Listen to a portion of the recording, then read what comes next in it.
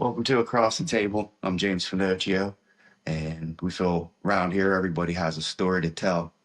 So pull up a chair, have a listen to this conversation. Today I have with me Robert Montgomery. How you doing today? Good. How about you, brother? Oh, good enough, man. Good enough. Glad to have you here. Glad to be here. Yeah, we've been buddies for a while. Many moons. Yeah, and yeah, I was glad to have you come on because you have a quite interesting story. Uh, how old are you now? 63. 63. Yeah. You caught a case in 81. 1981. Yes. You want to tell us about that? It was cold December morning. I had been drinking with a friend of mine. We left the bar and went to my place. And unfortunately, an argument ensued. A life was lost as a result of that. So I was charged with open charge of homicide. And my life's never been the same since, obviously. Right. That's definitely a big change. Yeah. Do you remember what the fight started about? It was really over a leather jacket that another individual who was actually at my house supposedly stole from the victim. Mm. So to resolve that, we went down there. One thing led to another. How old were you back then? Let's see, I was born in 61, so I was 21. 20. I was 20 years old at that point in my life.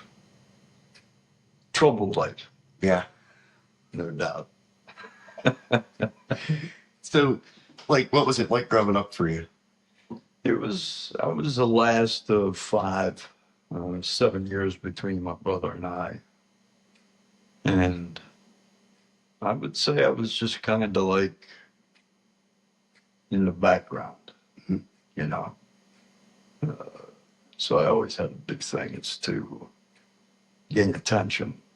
And the bad part of that is I took it to the extreme.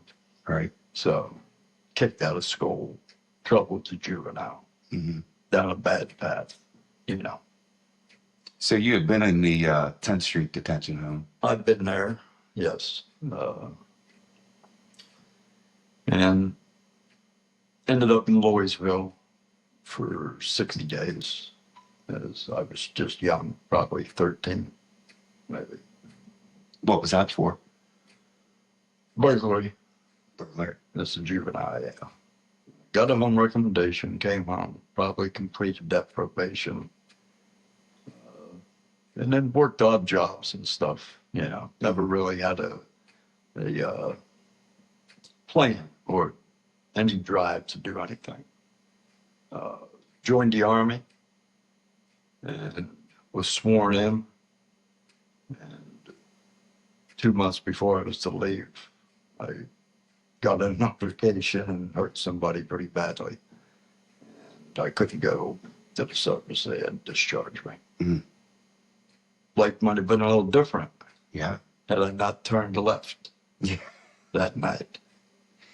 So that wasn't for the homicide. That was for an assault on a guy that had put his hands on me first. Tried to work something out so I could still go to the service, but that never happened. Yeah, they weren't trying to hear that. No. And then tragically, maybe 4 months after that was when the homicide occurred. Do you remember the victim's name? Alfred Wall. Alfred Walls. Mm-hmm. I'm sure that name sticks with you. He was a friend that I grew up with for years. Really? Oh yeah, played baseball with. So, but it was accidental, you know. Even though I was charged and found guilty of 3rd degree, it was an accident. Yeah, no doubt. Till it. And I still what happened? And I still feel for the family. Yeah. You know, I believe he still has a brother here in Altoona, Mark Walls. His twin brother, John, passed away tragically a long time ago. Right. Heart attack, I believe. So you can see I've stayed up, not in touch, but up to date with what was going on. Right. Yeah, Out of respect, how they talk, because obviously they all would have known you. No, I've never had any conversation with any of them. Yeah, that makes sense. Sure. It would be hard to. It's kind of almost like picking open the wound, as if they. And I hope this doesn't pick open any wounds. Yeah. Yeah. You know what I'm saying? If any of them were watching, would there be something that you would want to say to them? Well, I apologize, no doubt. I think of Alfred Upton. He was a good man. I would. Yeah, that's something you just don't forget. No. That, you can relive that. You can relive anything Every day. in your memory. You can pull that stuff up. Anybody can. You can. Mm-hmm. Anything that you've ever done, you can rewrite. You can rerun that tape. I can. Oh, absolutely. So Yeah. I don't think there's a person out there who hasn't done something. So it's a lesson learned. Yeah. You put that into practice and try and run the tape back and see where it led you the last time. Mm. So what? In a similar situation, Yeah. What lessons would you say that you derived from that situation the most? Remove yourself from any danger, whether you be in the danger or you be in danger. Mm-hmm. Remove yourself from that situation. Step back, think it through. Run that tape. Yeah. That's how I know. Well, before we. It's easier said than done. I'm not saying that something happens. We were just speaking about softball. Mm-hmm. And person using a derogatory statement for me. I called him a motherfucker. And Anyone who's done anybody who's done prison time knows that you don't call somebody a motherfucker. It just isn't done. Because the first thing that comes out of my mouth is keep her off the street. Right? Yeah, those are fighting words. So they are. When you say that, you have to know that you're getting ready to fight. Yeah. And obviously, whoever called you a motherfucker probably didn't Understand that now. Yeah, they probably never did time and So I just ejected him. Mm-hmm. And then warned him that if he continued, he'd have to leave the ballpark. Yeah. That's the adult way to handle that. Ah. Not the prison way. Instead of cracking him with a fucking bat. You understand what I'm saying now? Yeah. So another, you live through things and then you react differently. Mm-hmm. So, obviously, you spent a good amount of time. What sentence did you receive for? 15 years. 15 years? Yeah. Was that like total? Was it 7.5 to 15? 7 to 15. 7.15. Yeah. I probably did at least 7/8 behind the curtain. Yeah. Look, it's not as bad. You and I were talking. It's not as bad as people make it out to be. No. You get a job and you go about your business and you live your life, man. That's your life. That's it. You stay out of drugs. You stay out of gambling. You don't gamble if you can't pay for it. Yeah. Close circle of friends. Mm-hmm. And that's the route you take. How you said about that fence disappearing. And the fence just disappears eventually. If you're facing years, you have to come to the realization that that's your world. And that is your planet. And you ain't going outside of that planet for X amount of years, unless a riot happens. And they burn your planet down. Now, what year did because you were there for the riots in Camp Hill. Yeah, What year was that? 1989. Because I came in 1999, which would have been 10 years later. And some of the same staff were there, but see, only A, B, and C block were there from the old Camp Hill. The rest they had changed to different mod units. Well, the furniture factory was still there too. Yeah, I didn't get to go for it. It was mods, Mm-hmm. modular units they changed it into. But the coffee shop was burnt down. The rec building was gutted. They rebuilt that. They got all that stuff back together. And when I went back, or when I went in the first time, that the rec building that they had was super nice, especially for prison. Yeah, it wasn't bad. Uh, the riot was interesting. Is a word I would use. Believe it or not, after 2 years in state prison, they gave me outside clearance. Outside the fence. It was called a 4R back then. And I got a job at the meat cutting plant. Okay. So it wasn't. Yeah. Now we get to that. Yeah, full circle. Yeah, full circle. So that helped you and what you doing that? So we was working hard, and we had to break for supper because we had to work late that night. So they brought us in from outside, which is where the meat plant was across the street. Camp Hill, up on the hill. And we got the E gate. Just as we got the E gate, big lieutenant, I almost can remember his name, but he had a big white beard. And him and some inmate were fighting at E gate. And just then, they kicked yard, which they was shifting down. No. And it was on. Right down. Boom. I hightailed. I was in the drug program, so I hightailed down there. Told everybody that they're rioting up there, man. It's going to be bad. So they got it back that night. And the next morning, they was going to do what they were going to do. And 5:30 that night, man, the news came on. They was on the front of the prison saying, we're not negotiating nothing. They just reached out, started cracking the doors. And then they went off. Got real bad. Then it got bad. I called home, this is no lie. I called home to let them know there was riot before I went to the yard because the place was burning up. The mod I was in. Yeah, because from what I only read about it and saw it on TV. I remember seeing the fires. Yeah, man. I was there in the midst. How did you survive through that? Watching them drag guards out. It wasn't pretty. Yeah. Yeah.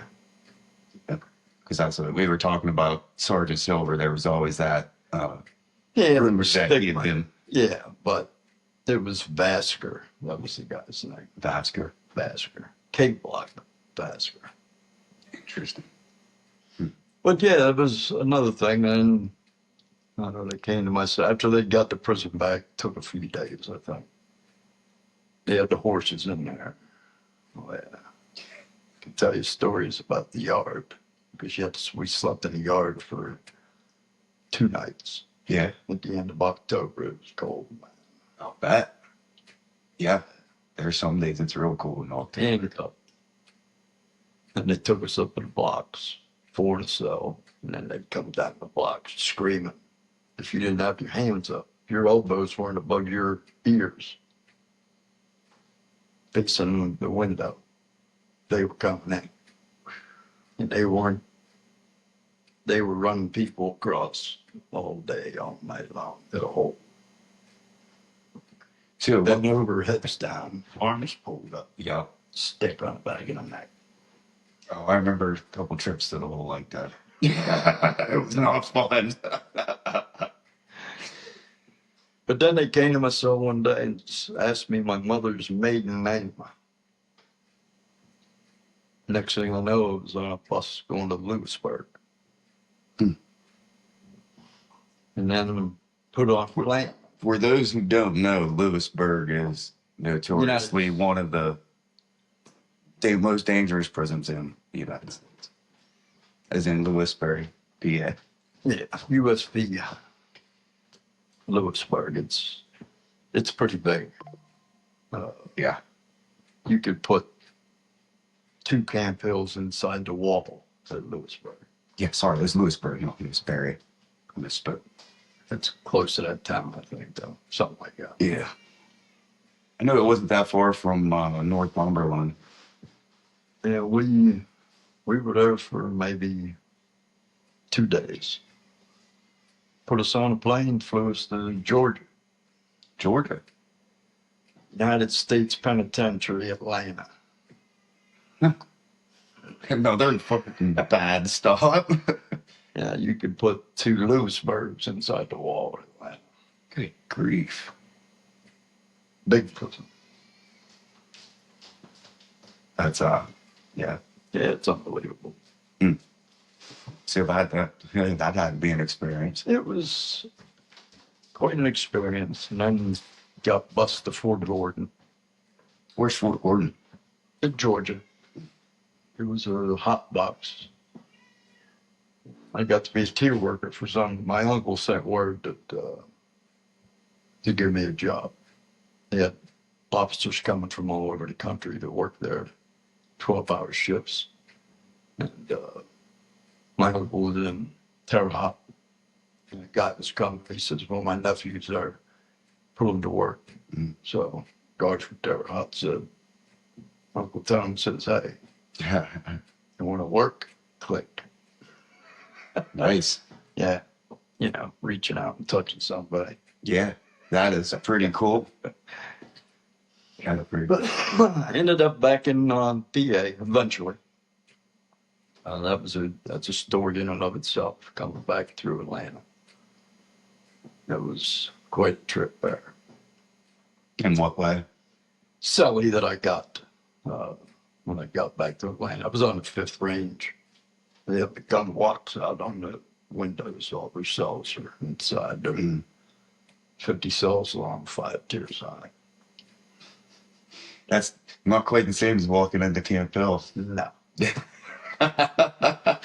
Well, you had 2 tiers, but it was, God, it was long. I remember when I first got to, what was it, C block.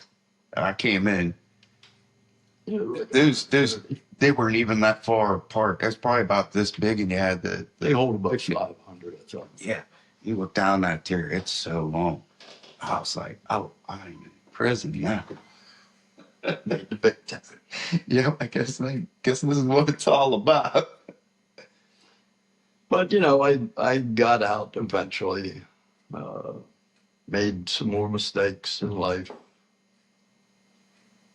Had jobs, lost jobs, had careers, lost careers, I was a jack of all trades, trying to find my niche. Never really quite did until recently. Yeah. Made a big turnaround, stopped drinking 5 years ago. Yeah, you did. And that changed my life forever. So, For not drinking. the not drinking, yeah. You think that's a key to a lot of things? I do. It pains me to see people. I don't go out and have a beer or a couple cocktails. It's one thing. But to go to get totally drunk Every day. is, and I did it. That was my life for a long time. Yeah. And I find myself hypocritical because I'm very critical of people that do that I care about. Yeah. Yeah. So that's a bitter pill to swallow, the hypocritical part of it. Yeah. Because I shouldn't be like that because I've lived that lifestyle. Yeah. I know it's hard to break. I guess in watching somebody do it is maybe more painful than doing it yourself. Live yourself. In what way do you think? The empathy that I have. You know, it's in contradiction to the critical way I treat this person. Right. Because I do expect more from people. I think you should be able to stop drinking or stop smoking or doing what, just by saying, I'm going to do that. That's a wrap. Mm-hmm. I'm not going to do that no more. So that's how we did it. You went cold turkey. That was it. Did you have? I had a little bit of With medical incentive. Yeah. Yeah. But once you make that decision that you rather live, then you tend to cherish the small things, you know. You don't focus on the past, trying to make too much sense of it, because that was a different life. I was a different person. Yeah. Then sits before you today. You know, I was a terrible dude for a long time. Mm. And I can't blame it on alcohol, but alcohol was a big part of it. Right. Now, let's say when you got, while you were in prison, I know you can get hooch, but did you, by the time you got there, you were pretty much sober, I'm sure. In prison? Yeah. Yeah, you know, Hooch wasn't very good. there were some dudes that knew how to make some good Pruno or some good rice wine. Yeah. And, you know, maybe twice I had a cup of alcohol in the big house. I could have had more.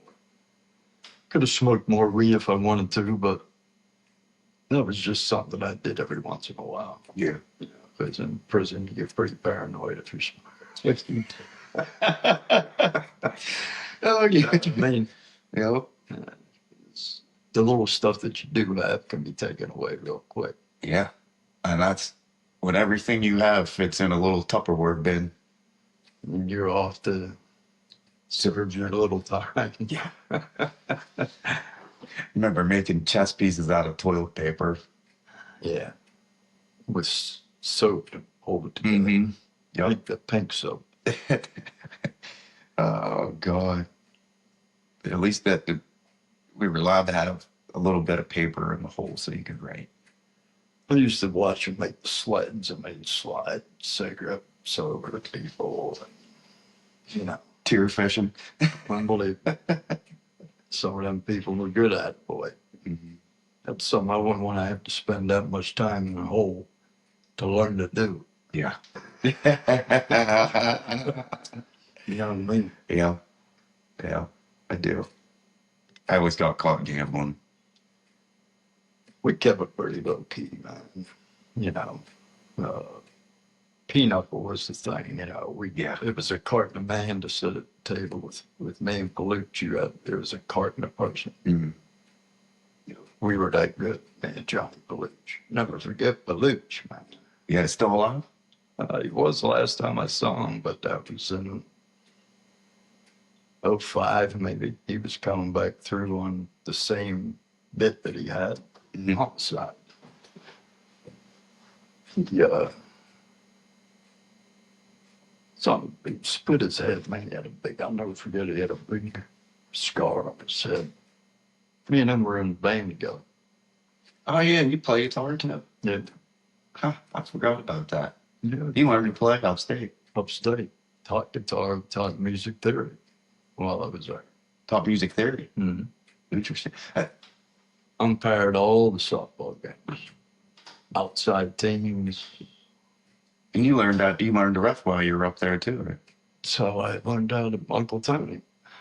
For those of you who don't know, Tony Ugar. Good man. Rest in peace, bro. He made it bearable. Yeah. And that was your uncle, was it? He wasn't my blood uncle, but he was Uncle Tony. Yeah.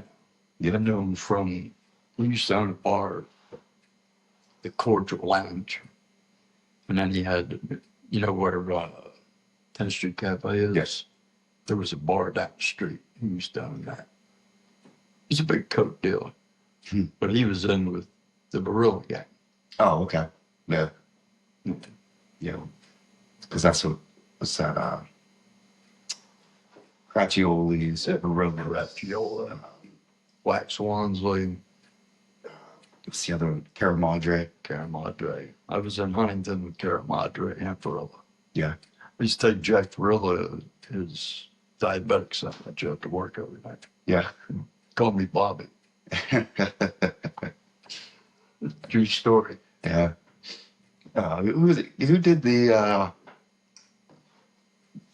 concrete boots in the reservoir?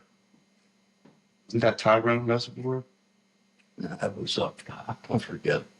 It was up Rickles Gap. Oh, okay.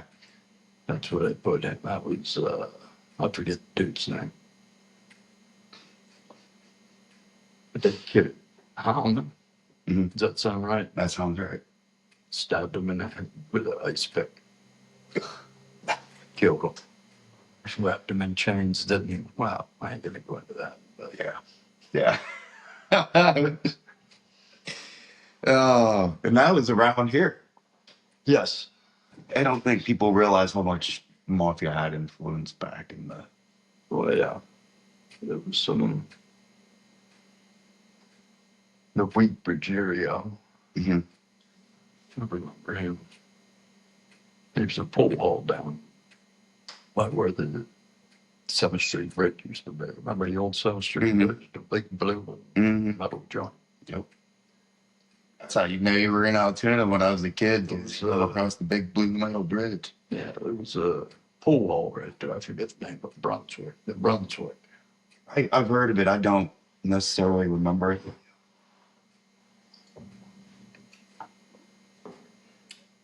But yeah, come full circle now. I'm back in Altoona, living the dream now, man. You know, paying bills, Yeah.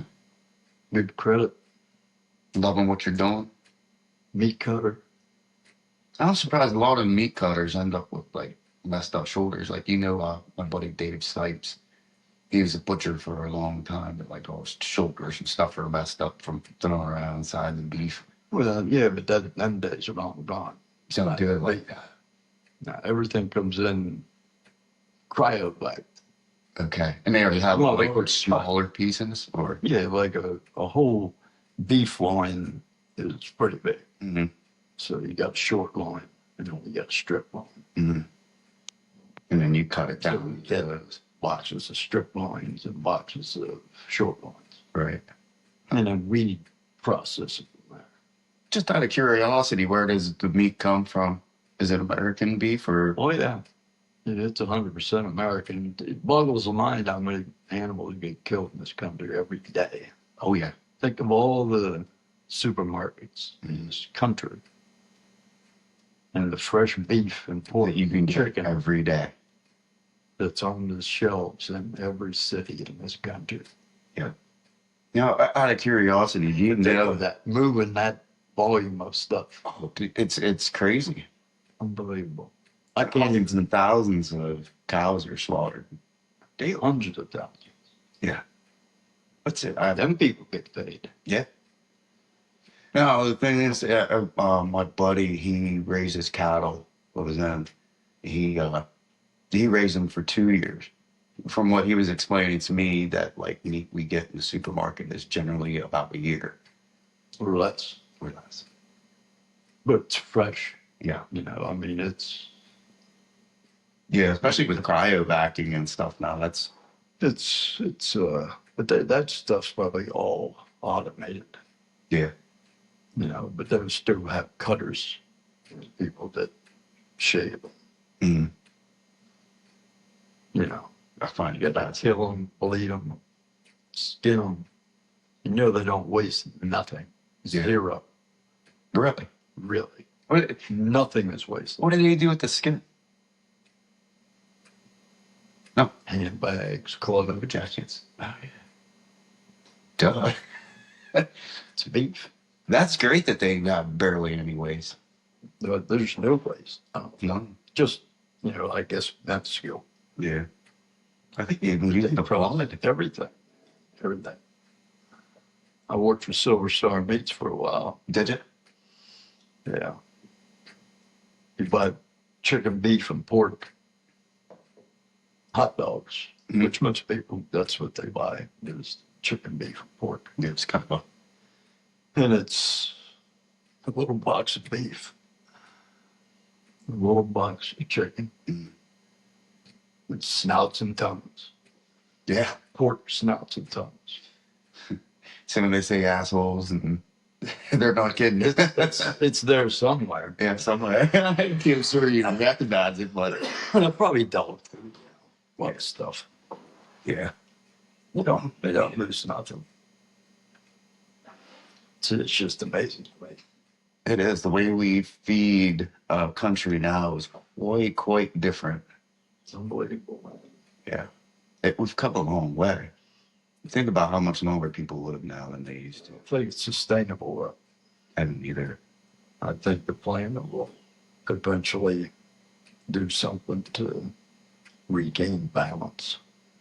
That's interesting because I was talking to Terry Martell and she and Amber Parisi yesterday, and that's what she was saying, that we're at this point past 26,000 years where the Earth and institutions and things begin to crumble, and there's a shift back towards a feminine versus a patriarchal, and that she says institutions and governments and things will begin to crumble as we become more empathetic, and that the Earth regains its balance. Has to. It has to. We're just a blip on the screen, man. Yeah. The Earth does not get us where We're just a little tick, man. Yeah. How long we been going?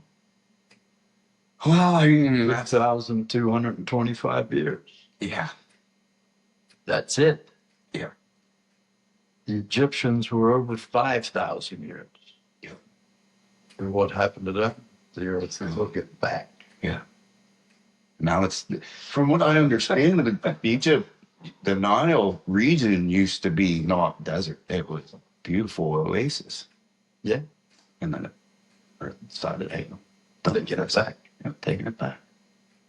So to think of 2,025 years in the span of the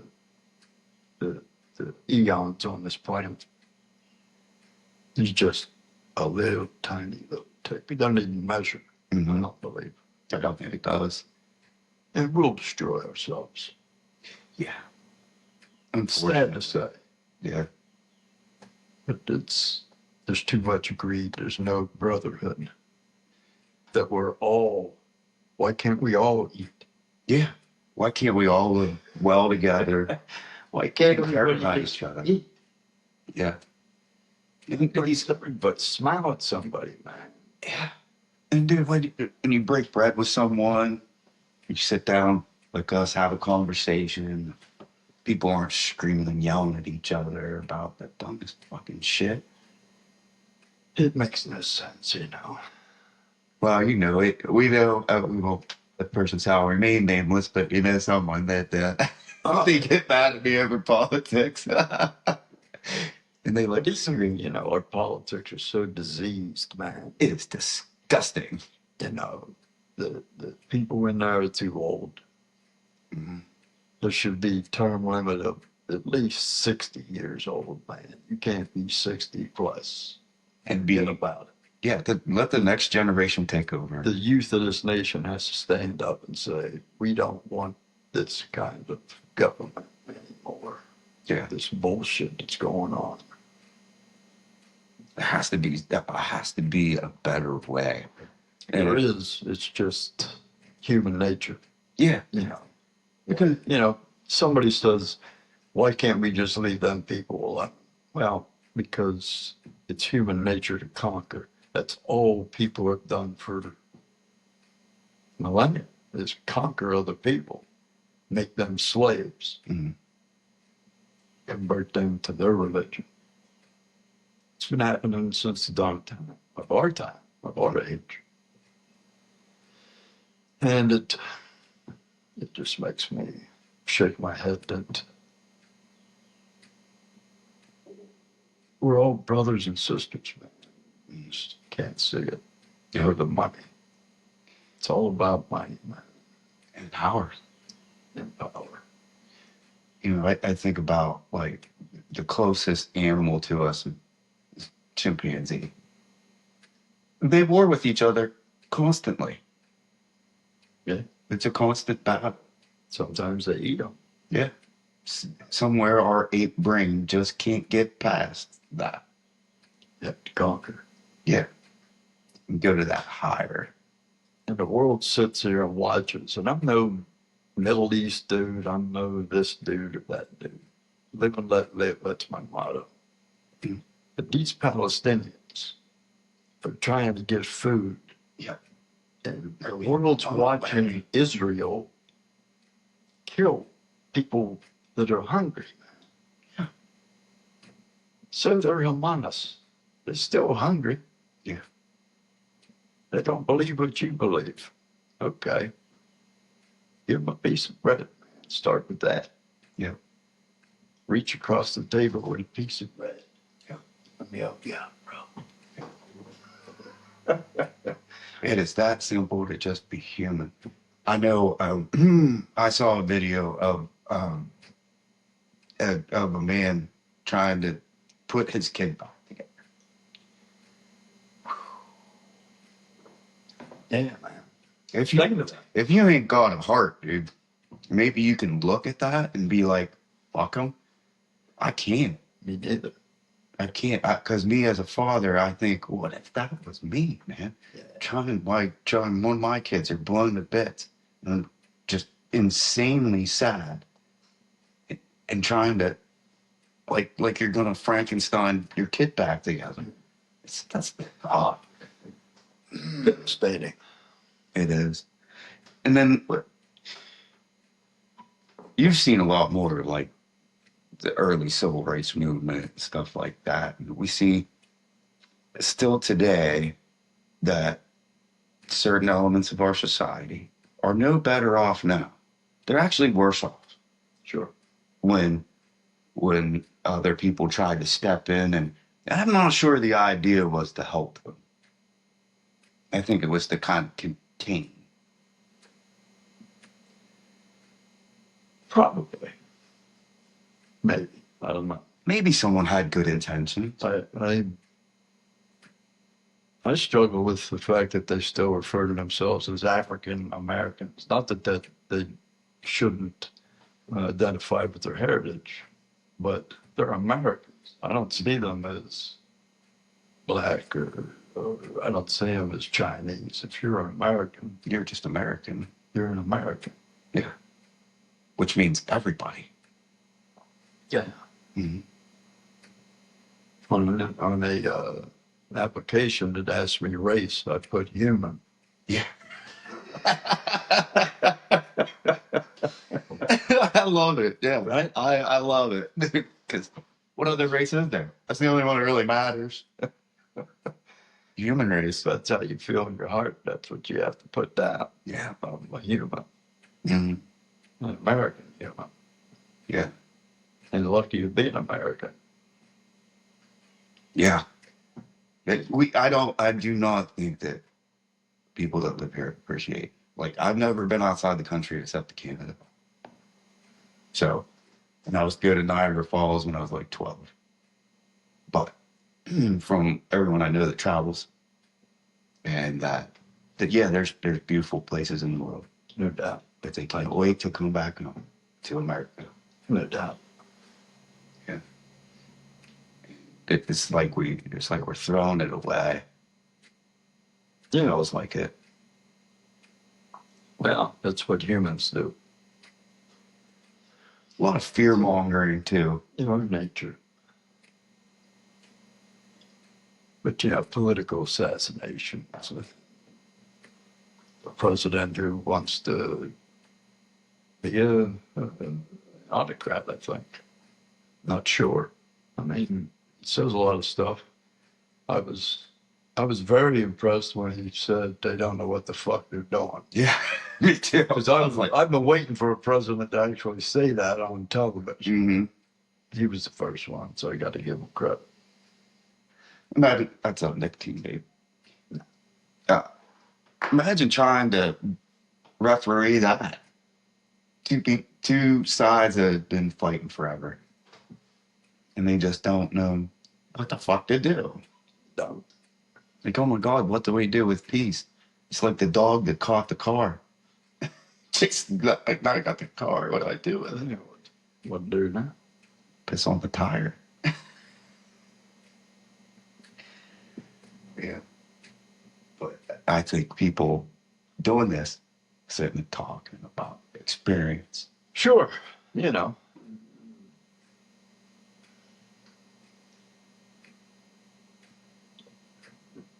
Just kind of like relating your beliefs and my myself, my beliefs and the things that have changed me.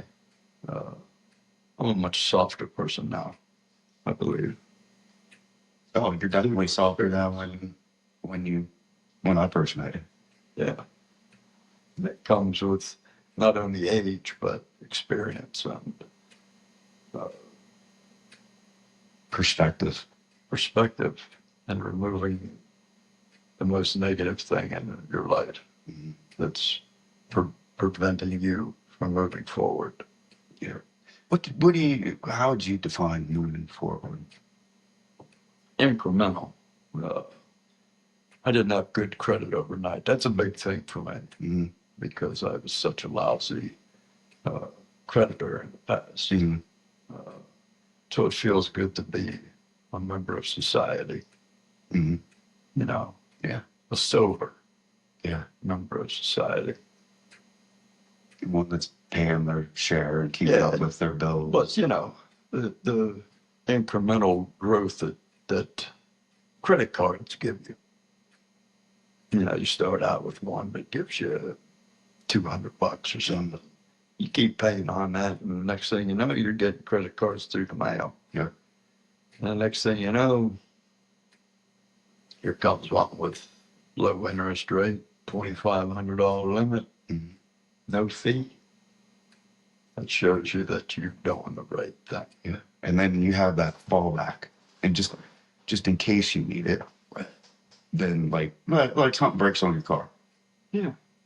You know, I don't worry about that. Nowadays, generally something breaks on your car, you're probably looking at least $1,000, or at least close to that rate. And so, how many families that are, say, 30 and younger can actually afford that? Not many. Because there's not many people I know that are 30 and younger that actually have financial sense at all.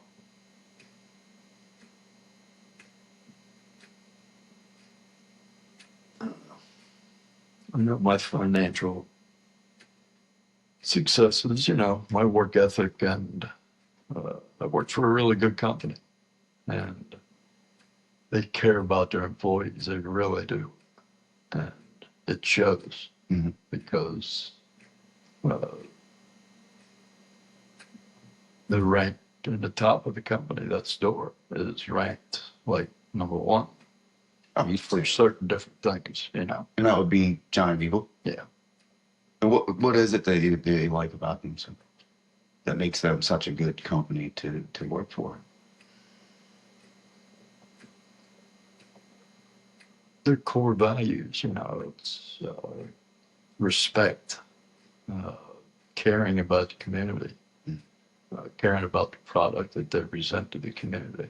Leadership is really strong. You know, and it's like a family. It really is. I enjoy going to work. It's not like a job. It's more like I'm going to see an old friend because that's what I'm a meat cutter. So there's only so many of us in the shop. Right. But you tend to get close with guys like that. Yeah. So it's more like family. You know, to look out for each other. We take care of each other. And that's what it's supposed to be. And that's. So I feel fortunate. You know, I worked for them before and lost my job. Of course, I was drinking at the time, but they hired me back 25 years later. Gave me another chance. Yeah.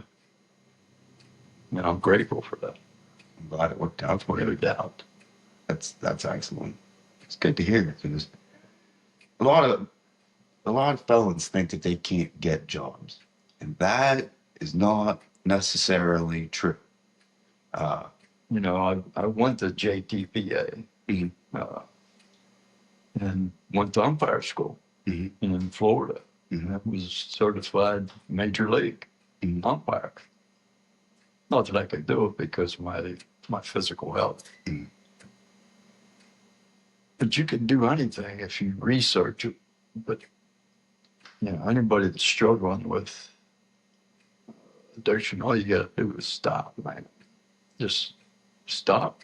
It's not going to happen overnight. It took me a long time. Yeah. But you'll see progress. It's called putting in the work. And you think you hear that all the time. People, it's, oh, that's just bullshit. Live and let live, man. You know, Yeah. And I believe in the incremental, like, I just learned. measure your little stuff, man. Yeah. Celebrate a week. You know, Mhm. not by having a drink, but you can still have fun without alcohol. Yeah. You know, I feel fortunate with my health that I can still walk my dogs, Mhm. which, you know, I love my dogs. Yes, you do. What's your dog's names? Jack, Traveling Jack and Buddy. Which are both Jack Terrier, Russell. Yeah. Or Jack Russell Terriers. Yeah, they're pretty cool. That's awesome. Yeah. So life's good, man.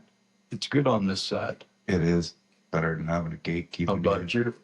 You liking it now? Family man. Dad. Yeah. How many now? Three.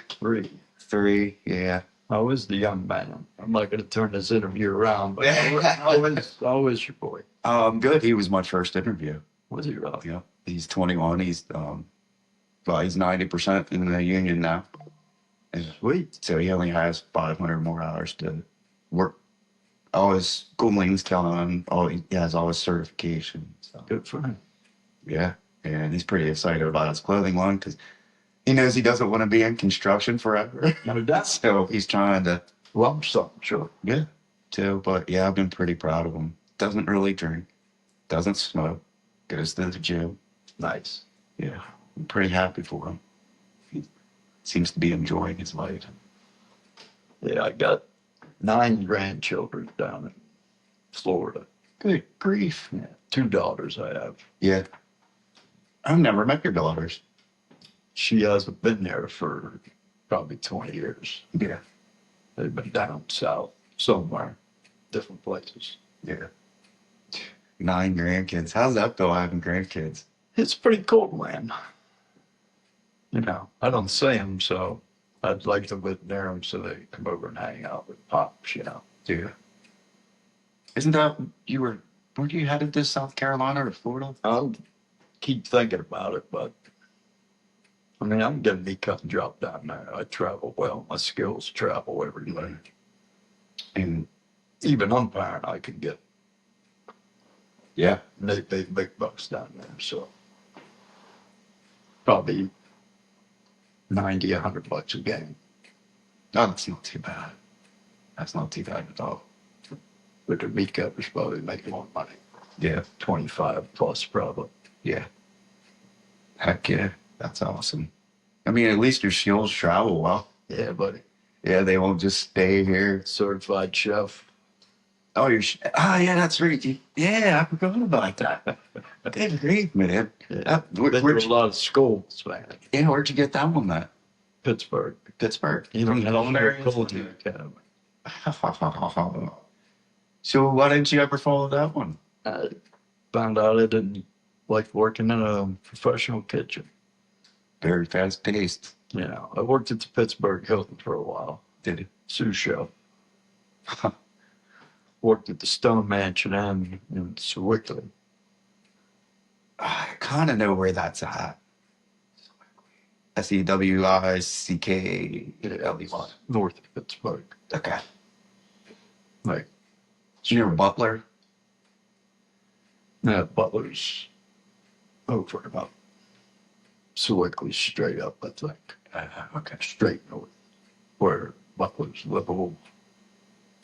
east, northeast. I know I did a Sheets and Meadville, which is up by Lake Erie. Yeah. And that goes through Butler. And I swear I saw signs for sure. I know I might have. saw signs. I don't know. It might have. It could be a. So what place? It was back. It was a nice place, man. I won't forget that place. Looked like a big old, not castle, but one of them old England homes. Yeah. The big stones. Mm-hmm. Stone mansion. Wow. I love that little architecture stuff. Like Yeah. Downtown Pittsburgh got some really nice churches. Check it out sometime. Yeah. Old. Someone got killed at one of those churches on a construction site last week. Pittsburgh. Mm-hmm. Yeah. There's really 1700 church right downtown. Really? Wow. Fort Pitt. In the jail. Down by the old jail. That baby's old. Yeah, when did that start? Like 17? 1700s, I think. Yeah. I think the Molly Maguires were there. Yeah. I'm pretty sure. Yeah. I know they started in, was it Carbon County? Somewhere, but I think they ended up in Pittsburgh, didn't they? Yeah. That's quite a fascinating story also. Yeah. So it is. All the things that Pennsylvania has such rich history. Didn't you remember when you're just sitting there having a conversation? Yeah, absolutely. How about that? Uh-huh. When was the last time you thought of the Molly Maguires? Last time I went to Molly Maguires. Yeah, I didn't really, I remember as a kid hearing about them and that they had to do with coal. I never really, but then once I started reading. Wow. What did you read a lot of while you were locked up? Novels, mostly. Yeah. Fiction. Who's your favorite author? Stephen King. Me too. You could stay in those books for hours. Yeah, I was intrigued with the Talisman and then the follow-up Black House Mm-hmm. and flipping into different worlds Mm-hmm. and the concept of that. Mm-hmm. And like his books were very interchangeable. A lot of the characters will come back in different. Like the Gunslinger series. Yeah, I love that series. Dark Tower. Mm-hmm. Yeah. But no, I was intrigued by the flip. That made me think of how they speak of reincarnation, seeing another side. Mm-hmm.